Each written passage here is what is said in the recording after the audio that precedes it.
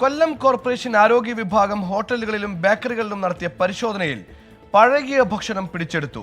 ദിവസങ്ങൾ പഴക്കമുള്ള ചിക്കനും ചോറും കറികളുമാണ് പിടിച്ചെടുത്തത്. നേരത്തെ നടപടി നേരിട്ട സ്ഥാപനങ്ങളും ഇക്കൂട്ടത്തിലുണ്ട്.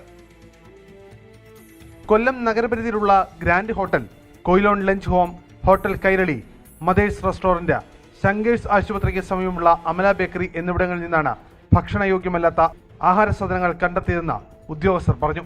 നേരത്തെ ഇതേ കുറ്റത്തിന് പിടിക്കപ്പെട്ട ചില സ്ഥാപനങ്ങൾ വീണ്ടും നിയമലംഘനം നടത്തിയെന്നും ഉദ്യോഗസ്ഥർ. ഇത് ആവർത്തിക്കപ്പെട്ടിട്ടുള്ള സ്ഥാപനങ്ങളും ഉണ്ട് ഇതിനകത്ത്. അപ്പം ഇതിനകത്ത് കുറ്റം രാജിയാക്കൽ ഇതൊരു ഒഫൻസാണ്. ഈ ഒഫൻസ് രാജിയാക്കുന്നതിന് കൃത്യമായ പിഴ ഈടാക്കി അതിനു മുൻപ് ഞങ്ങൾ അവരിൽ നിന്ന് ഒരു സത്യവാങ്മൂലം എഴുതി വാങ്ങിക്കും. ഈ രീതിയിൽ ഇനി ഉണ്ടാവില്ല. കൊല്ലം നഗരത്തിലെ 20 സ്ഥാപനങ്ങളിൽ കോർപ്പറേഷൻ ആരോഗ്യ വിഭാഗം ഹെൽത്ത് ഇൻസ്പെക്ടർമാരുടെ നേതൃത്വത്തിൽ നടത്തിയ പരിശോധനയിൽ 5 സ്ഥാപനങ്ങളിൽ നിന്നാണ് പഴകിയ ഭക്ഷ്യസാധനങ്ങൾ പിടിച്ചെടുത്തത്. വരും ദിവസങ്ങളിൽ ജ്യൂസ് കടകൾ കേന്ദ്രീകരിച്ചും പരിശോധന ശക്തമാക്കും. കടകളുടെ പ്രവർത്തനവും നിരീക്ഷണത്തിലാണ്. ഒരു ആക്ഷൻ പ്ലാൻ തയ്യാറാക്കിയിട്ടുണ്ട്. കാര്യം ഇങ്ങനെ പരാതി കിട്ടുന്ന സ്ഥാപനങ്ങളിലെ ജലം പരിശോധിക്കുന്നതിനുള്ളൊരു സംവിധാനം ഞങ്ങൾ ഏർപ്പെടുത്തുന്നുണ്ട്.